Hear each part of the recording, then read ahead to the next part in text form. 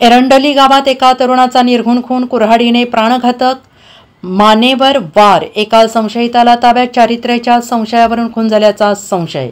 मिरज तालुक्यातील एरंडोली गावामध्ये रात्रीच्या सुमारास एकाचा निर्घृण खून झाल्याची घटना घडली आहे।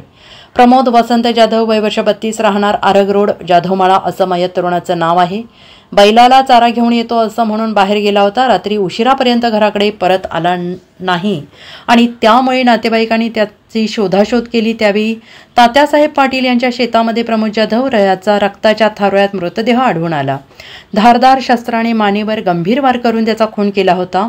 या घटनेची माहिती मिळताच मिरज ग्रामीण पोलीस निरीक्षक भैरव तळेकर यांच्यासह फौज फाटा घटनास्थळी दाखल झाला होता आणि या प्रकरणी प्रमोद याचा भाऊ प्रवीण जाधव याने मिरज ग्रामीण पोलिसात तक्रार दिली आहे। प्रमोद आणि एक महिला तात्यासाहेब पाटील यांच्या शेतामध्ये बांधावर बोलत असताना तिचा दीर धोंडीराम माने यांनी चारित्र्याच्या संशयावरून प्रमोद याचा कुऱ्हाडीने वार करून खून केला अशी तक्रार दिली आहे। धोंडीराम लक्ष्मण माने, वय वर्ष 40, राहणार एरंडोली याला पोलिसांनी ताब्यात घेतलेला आहे। मिरज ग्रामीण पोलीस अधिक तपास करत आहेत। Bureau report, SBN Marathi, Miraj.